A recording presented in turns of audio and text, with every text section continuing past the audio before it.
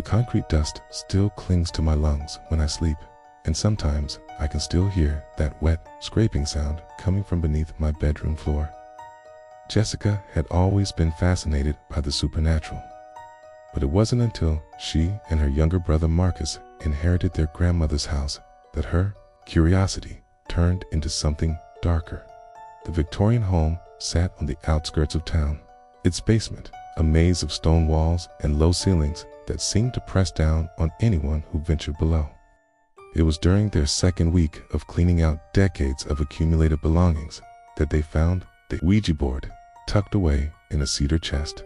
The planchette was carved from what looked like bone, smooth and yellowed with age. Marcus, only 16 and eager to impress his older sister, suggested they try it that very night.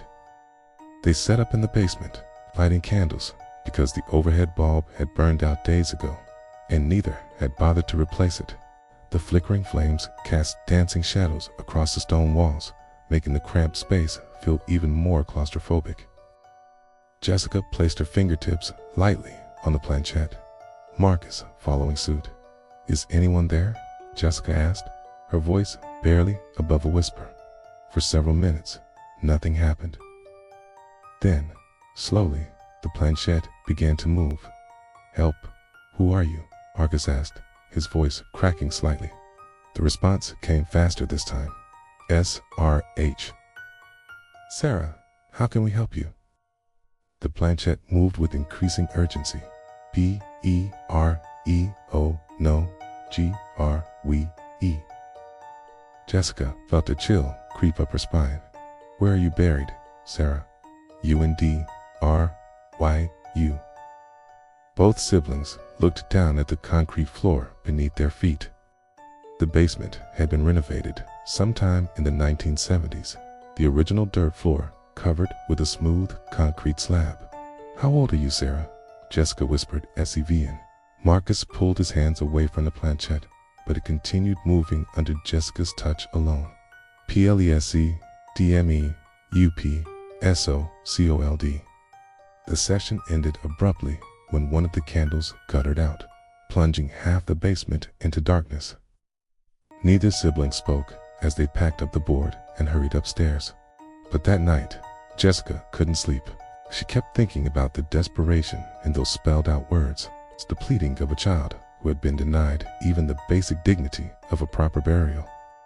By morning, she had convinced herself and Marcus that they had to help. They rented a jackhammer from the hardware store, telling the clerk they were renovating the basement floor. The man looked at them strangely, but took their money without question. The first strike of the jackhammer against concrete sent vibrations through Jessica's entire body.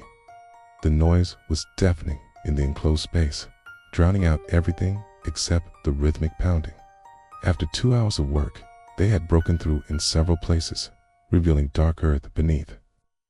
It was Marcus who first noticed the smell, a sweet, cloying odor that seemed to rise from the broken concrete like something that had been fermenting for decades.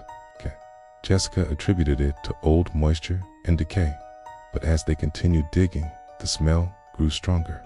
They worked in shifts, one digging while the other cleared away debris. By late afternoon, they had excavated a hole roughly 4 feet square and 3 feet deep. The earth was strangely soft, almost loamy, despite being sealed under concrete for so long. "Jessica," Marcus called out, his voice tight with something between excitement and fear. "I think I found something." She looked down into the hole where her brother knelt, dirt covering his hands and forearms.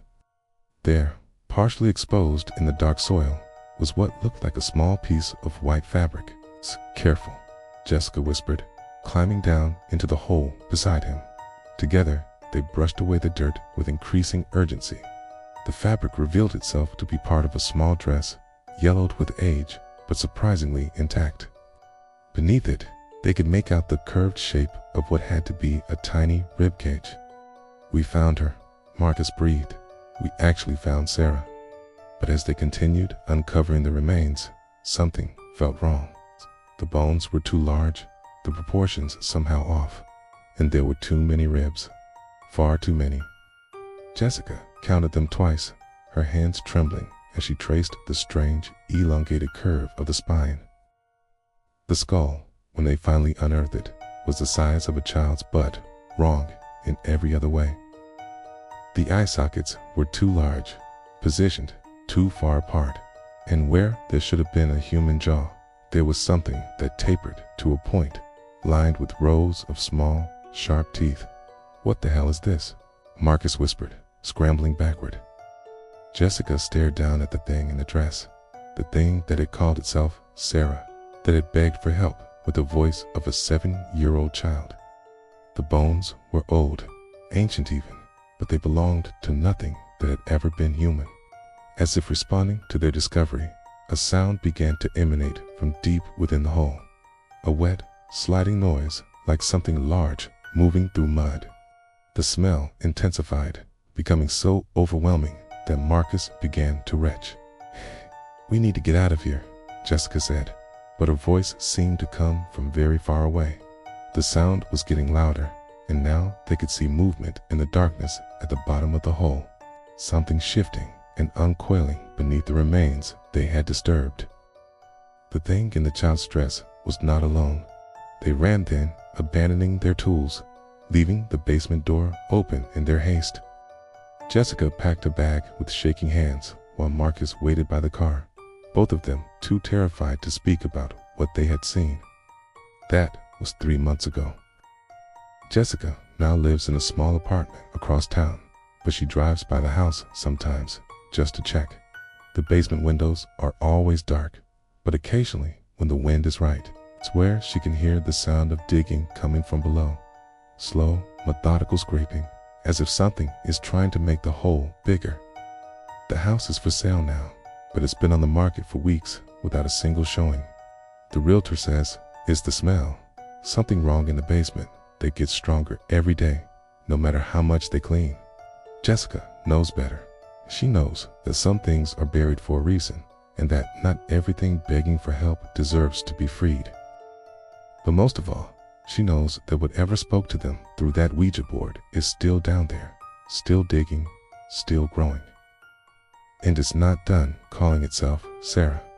David learned that some games have rules adults were never meant to know, and breaking those rules comes with consequences that follow you long after the lights go out. It started 3 weeks after David installed the new baby monitor in his 4-year-old son Tommy's room. The device was top of the line, complete with night vision, motion sensors, and a 2-way communication feature that let him talk to Tommy from anywhere in the house. What David hadn't expected was that it would also let him listen to conversations he was never meant to hear. Tommy had always been an imaginative child, but lately his imaginary friend, Mr. Whispers, had become a constant presence. At first, David found it endearing. His son would spend hours in animated conversation with empty air, giggling and whispering secrets to his invisible companion. But as the days passed, these conversations began to change. The first sign something was wrong came during dinner on a Tuesday evening. Tommy refused to eat his vegetables, claiming Mr. Whispers had told him they were bad for little boys who asked too many questions.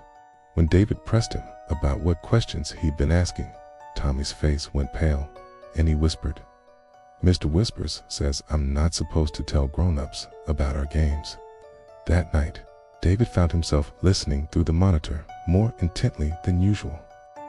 Tommy's voice drifted through the speaker in hushed tones, but what made David's skin crawl was the pattern of the conversation.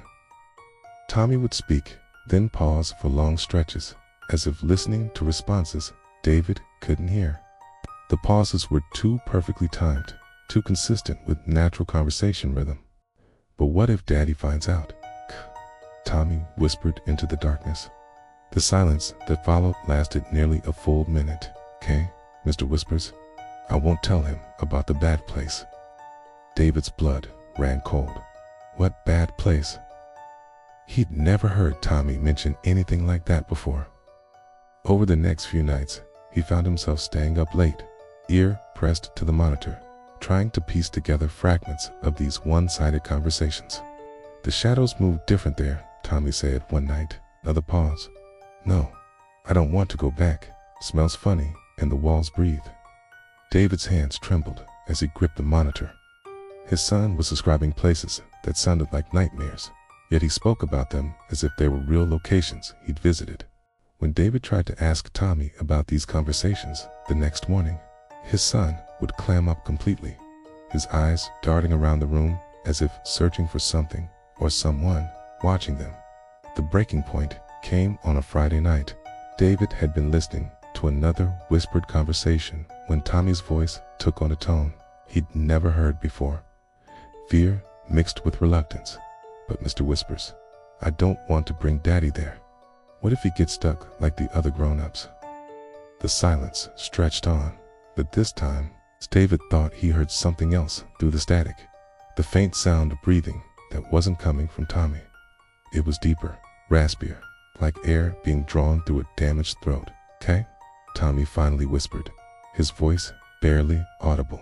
"I'll ask him tomorrow." David's parental instincts screamed that his son was in danger, though he couldn't understand from what or whom. He decided to use the two-way feature for the first time to interrupt whatever was happening and demand answers. He pressed the talk button and spoke softly into the device. "Tommy, are you awake, buddy? Can you hear Daddy?" Okay. The response that came back made every hair on David's body stand on end. It wasn't Tommy's voice. A low, guttural sound crackled through the speaker, something between a growl and a whisper, with a quality that seemed to bypass his ears and resonate directly in his bones. The voice that emerged from that sound was ancient and amused, like someone who'd been caught in the middle of a private joke. "The grown-ups aren't supposed to be part of the game." David's hands shook so violently he nearly dropped a monitor.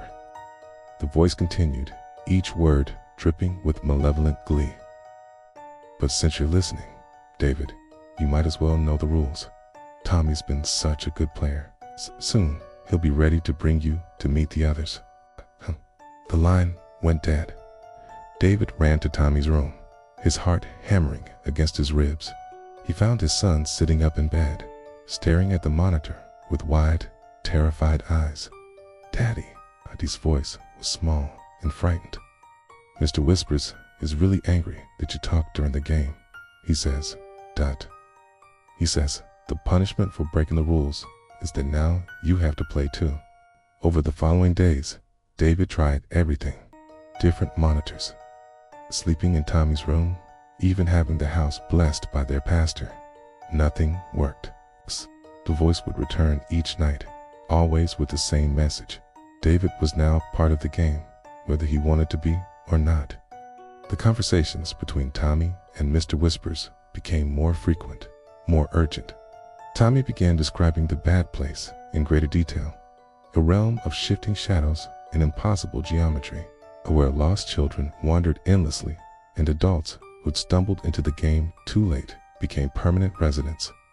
"Mr. Whispers showed me the room where the daddies stay," Tommy whispered one night, his words carrying through the monitor with crystal clarity. "They're all sitting in chairs, but their eyes don't work anymore. He says that's what happens to grown-ups who break the rules." David realized with growing horror that he was being prepared, conditioned for something he didn't understand, but knew he desperately wanted to avoid. Yet each night, despite his terror, he found himself drawn back to the monitor, compelled to listen as his son discussed the logistics of David's eventual arrival in this nightmare realm. The last entry in David's journal, found weeks later by concerned relatives, contained only one line.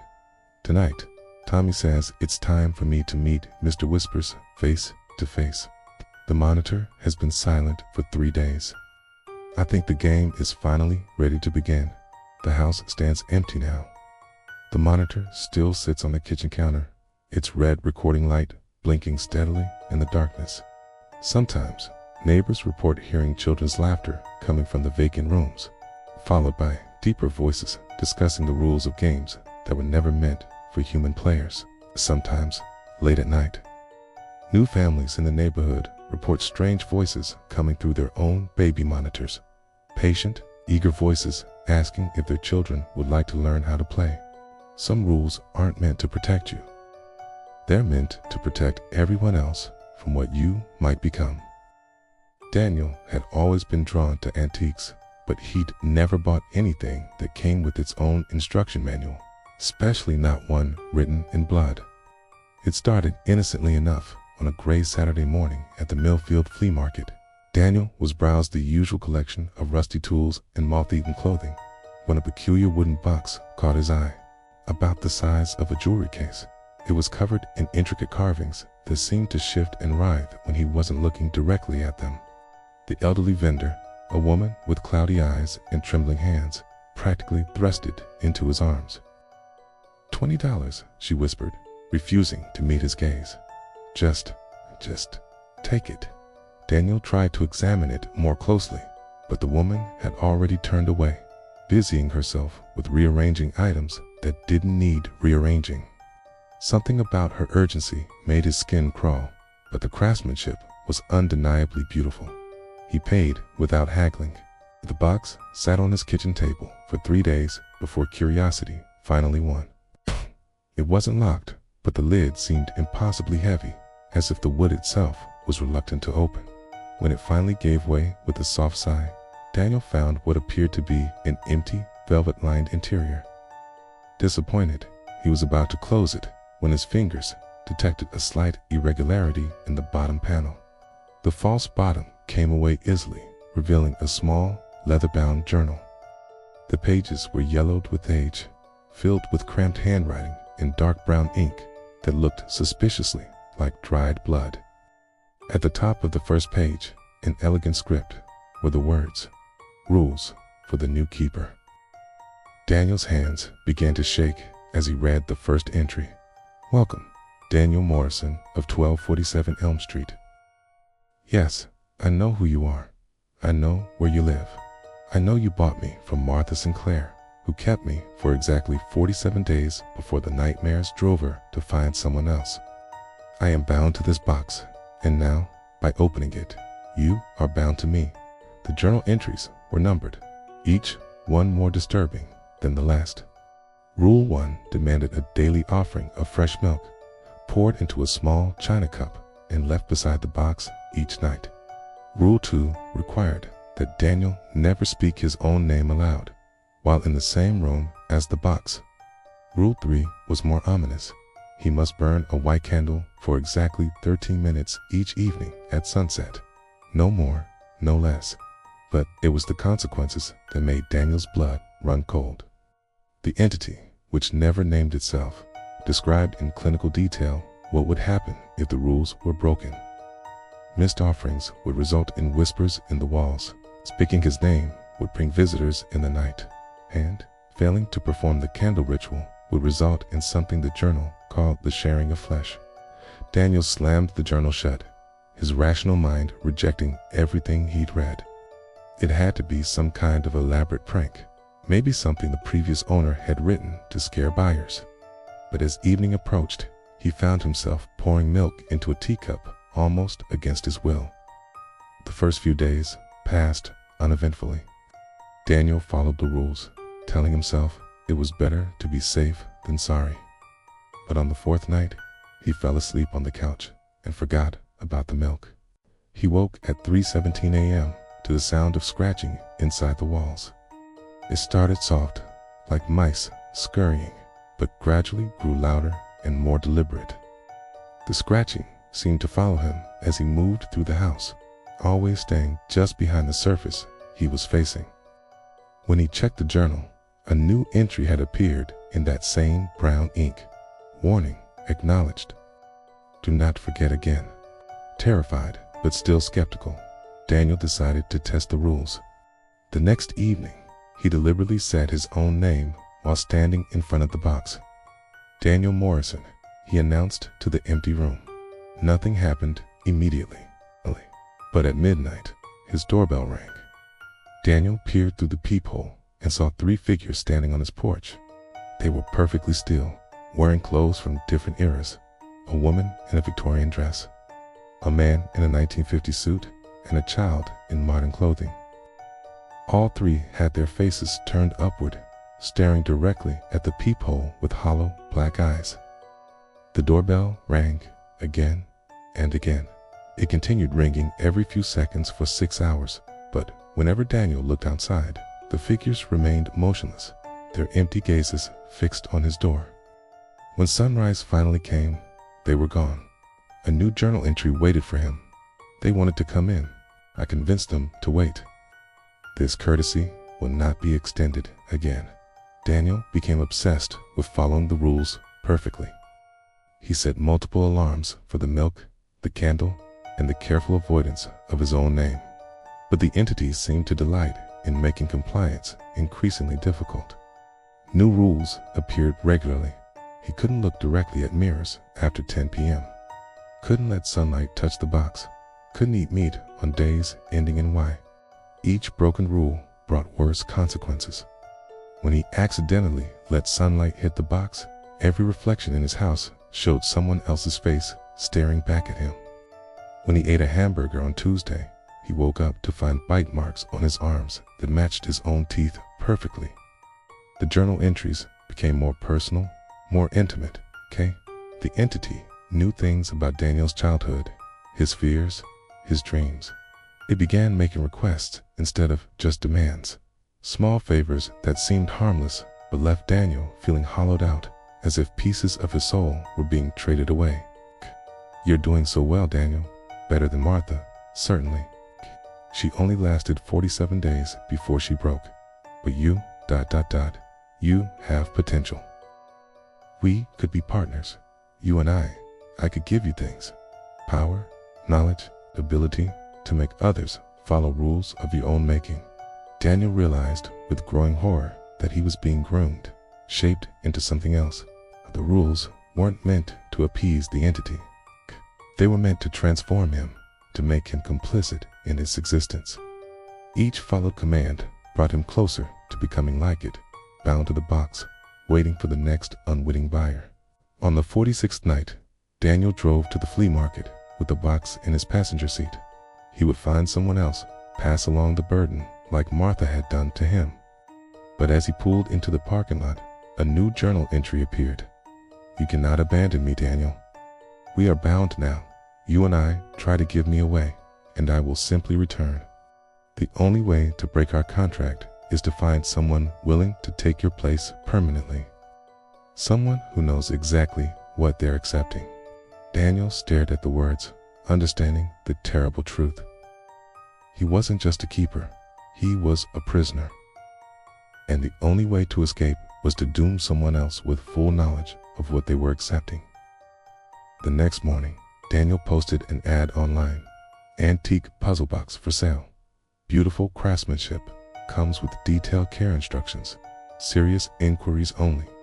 Please note, this is a lifetime commitment, okay? He's still waiting for someone desperate enough to say yes. And with that final story, we pull back from the abyss.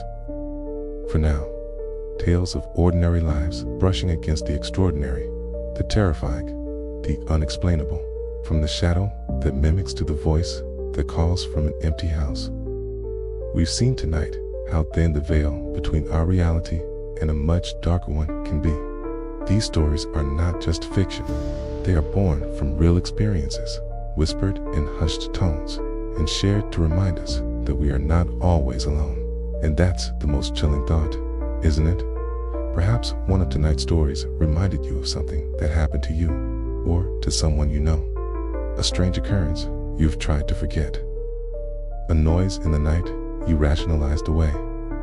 A figure you saw for just a second. The details of your own brush with the darkness are what give this channel life. I invite you to leave your own story in the comments below. Let us know what you've seen in the shadows. If these stories sent a shiver down your spine, show your support by hitting that like button. It helps these tales reach others who need a reminder to check their locks at night. And if you haven't already, make sure you subscribe and click the notification bell. We have so many more stories to share, and you won't want to be left in the dark. Until next time, remember that you are not afraid of being alone. You are afraid of the bone-deep certainty that you are not.